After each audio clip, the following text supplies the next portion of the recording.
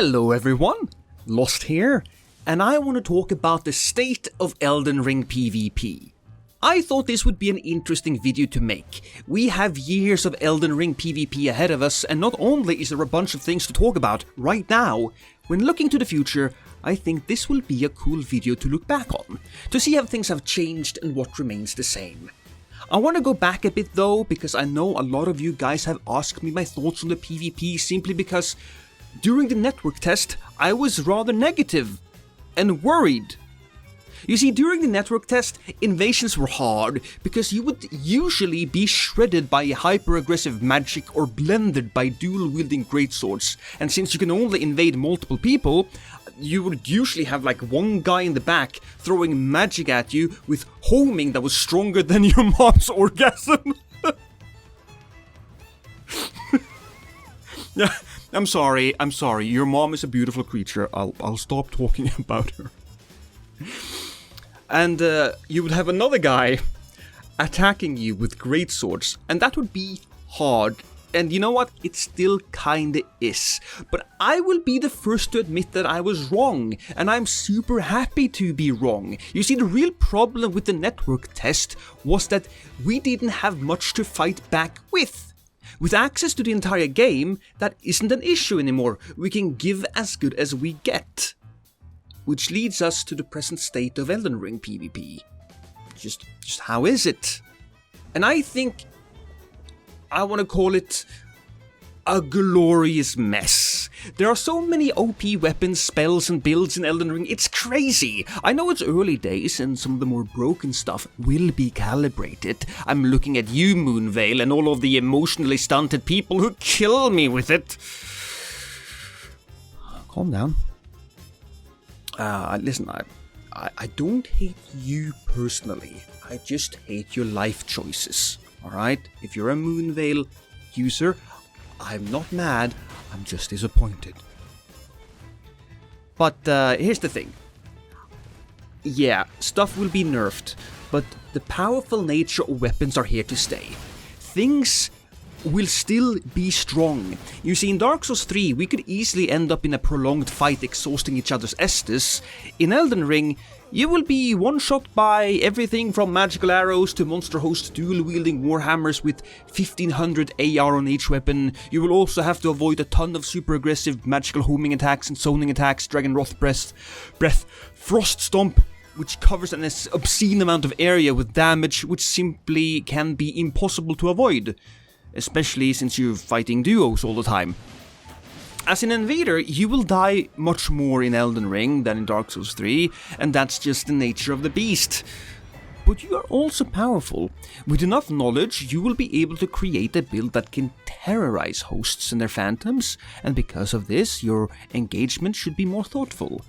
You see, I found myself stalking my prey more, creating ambushes and attacking when the host was isolated. I found these pockets of time, these opportunities to take advantage of. Of course, this does require a host that is willing to go through the area with you in it. If you get a host who decides to just wait by the place of grace, you are at a distinct disadvantage, since everybody is so squishy, and it could be a rather frustrating thing, but this is just human nature, and it was what it was in Dark Souls 3. It's a little bit more pronounced now, I think. Invasions will be short and intense. In Dark Souls 3, me personally, and I played it a lot, I usually killed all of the phantoms first before going for the host. I just did that as a principle because I thought it would be fun, you know? This will not be the case in Elden Ring simply because at any moment you could die.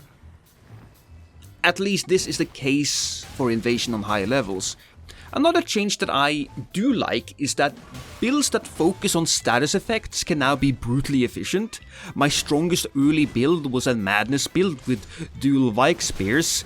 I mean, the Madness build from those weapons can sometimes be procced with a single L1 attack, which is just crazy. And yes, I did actually write that down in the script. That's a pun, you know? I'm proud of that one. I know it's easy to make, but I was proud of that one. Give me a break. Anyways, I am currently running a Blood Assassin build that focuses on pure bleed proccing, which is both strong and incredibly efficient. I've tried sleeping builds, I've tried frost builds. It's a lot of fun using those builds, which wasn't the case for Dark Souls 3, and I really hope that they don't really nerf these builds much, because I think they are strong, yes, but in a good spot. It's not too much. You could still get killed running these types of builds. In general, I want to say that Elden Ring allows for a lot of build variety. Now, I might be talking out of my ass here since it's early days, but it seems to me that we have a lot more weapons available for each build. A flail is basically a mace, but it's a dex weapon, but there's also the intelligence versions of the flail, which is really cool, by the way. I love that, and I think that is the case for a lot of the other weapon types as well. No matter what you want to do, you can probably find a weapon that suits your playstyle. Now, granted, is that weapon great? Maybe, maybe not, but you will find a weapon that kind of belongs in that category. I also want to mention here, real quick, that yeah, there are a lot of glitches and exploits. I'm sure these will be handled by FromSoft, I'm sure. In fact, I'm kind of happy that they were discovered so early, since it basically guarantees that they will be fixed. Estes Cancel was fixed from the network test, and thank God for that. Listen, I really hate Estes Cancel in Dark Souls 3 because it ruins the flow of the combat, the intended flow of the combat. I think that using an Estes should be punishable when you're in invasions, both for the host and for the invader. That's something completely different, but I'm happy that they fixed that in Elden Ring. Anyways, one area though that I want to talk about that really needs some attention is the bad online connections. I swear, man, I've had so many people disconnect from me, and those are not people that uses Alt F4, I got plenty of that as well. No, these are people who we simply don't have a really good connection. Hell, when I was playing with Chase the Bro and Fighter, and when we were doing our thing together and my other friends, right, we get disconnected so much, and it's a frustrating situation when we're in the middle of something of a boss fight, or if we're simply going through an area trying to get a specific weapon. It's frustrating.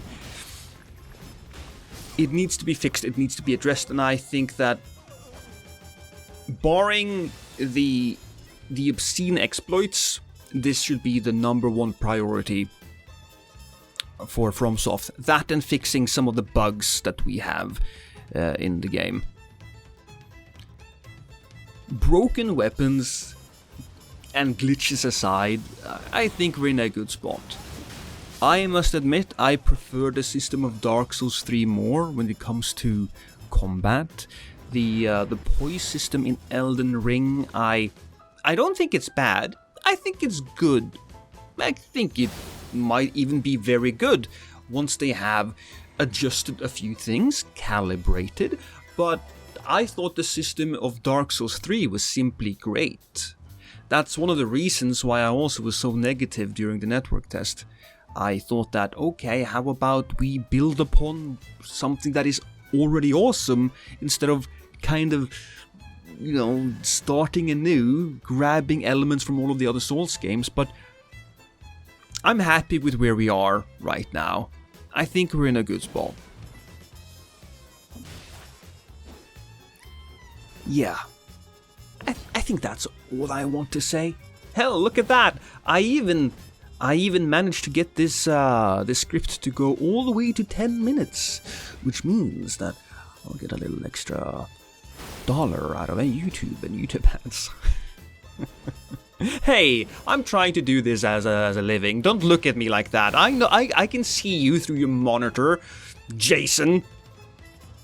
Anyways, I also stream on Twitch, so if my ranting sounds entertaining to you, go ahead. And honestly, you made it all the way to the end here. Why wouldn't you come and join me when I slaughter the innocent? Bye.